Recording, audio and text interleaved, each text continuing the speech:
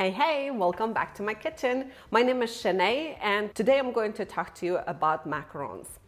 I'm actually starting Master Your Macarons mini series where I'm going to share little tips about specific aspects of making macarons. And today we're going to start with how to macaronage. And I already have my meringue, French meringue ready, and I sifted my dry ingredients and I'm going to combine them together and mix the batter. And I'm going to take you along in real time to show you what the process looks like.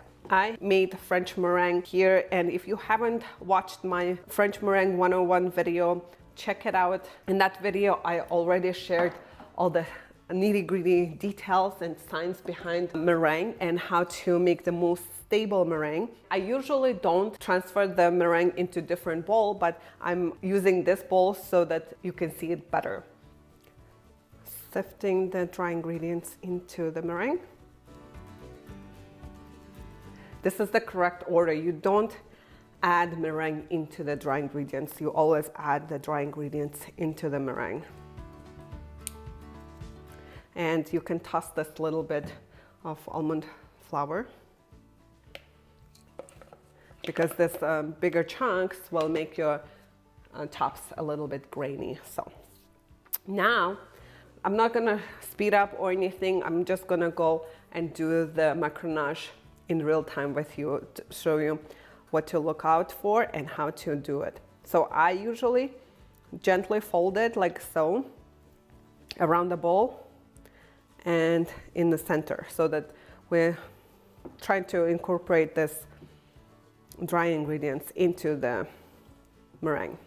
In the process, we are deflating the meringue slightly, and that's all right, and that's how we make the macaron batter pipeable.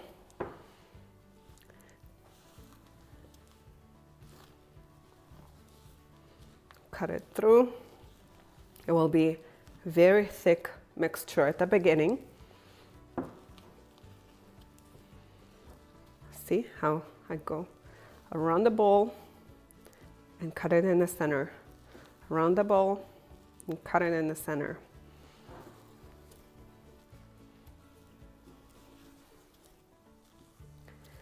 And in the process, make sure to scrape your spatula well in halfway or like every so often so that you don't have any like dry almond flour or anything stuck on the sides, and then you will push it into your piping bag and that will cause lopsided macarons and whatnot. So, and scrape your bowl really well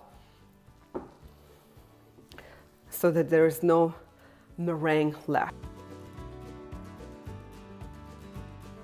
This is how we evenly mix your batter.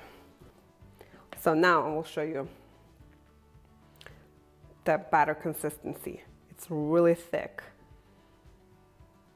It's not even close to be ready. And we continue. If you are just learning to make macarons, I highly encourage you to keep checking very often, every 10 turns or so. At the beginning, I used to count my folds. 1, 2, 3, but this is not a foolproof method. It used to take me about 65 folds, but it might be different because everybody's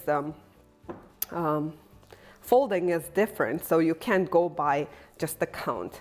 But if you want to just have an idea, that's a good starting point. See how it's getting looser? They're falling off the spatula faster now, but still pretty thick.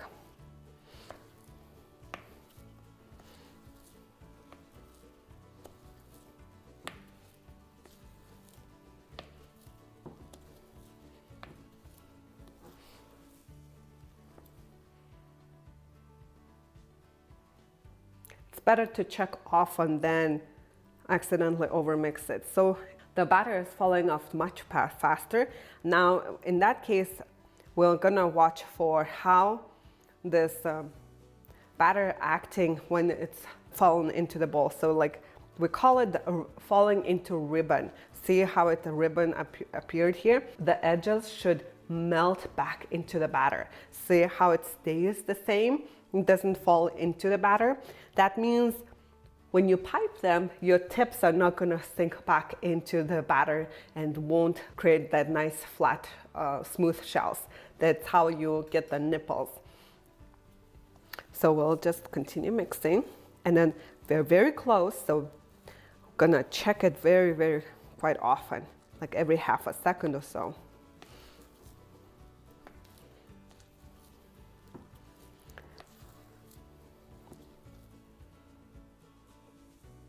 It's not there, so keep on mixing. Some people deflate like so. I never do this. I just continually fold the batter like so. You don't have to be super gentle here. Yes, we're not trying to deflate the whole thing, but our goal is deflate some of the air bubbles in the meringue that we whipped in. In the cake, when you're making cake, it's absolutely no, because you don't want to deflate any of those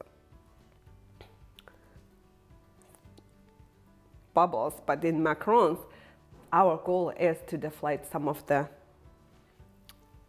air bubbles. Okay, see how it's sinking back?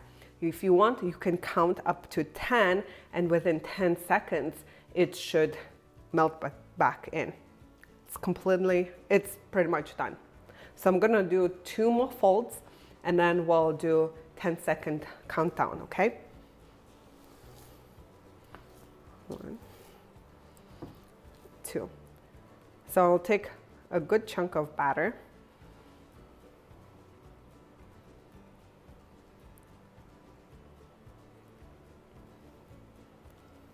Okay, let's watch.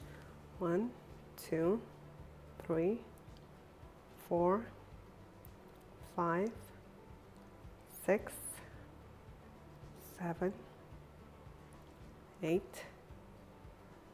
9, 10. Almost there. It's not quite there yet. Almost. Just 2 more turns. And another sign is you should be able to draw figure 8 with your with your batter. So I'll show you that technique. Okay, let me grab a good amount of batter, not too much. See how I'm drawing number 8, figure 8, without breaking. I already did 1. So we'll just watch how the batter is acting. I would say this is pretty much ready. It's melting in. When we tap the batter, it will come to a nice consistency. So this is ready. One thing to keep in mind is don't overdo it, because when you transfer it into a piping bag, your warm hands are going to also deflate more air, so it will get more and more runny. Hopefully you find this video helpful, and in my next video we'll focus on piping technique. Thank you so much for watching. Have a great day. Bye.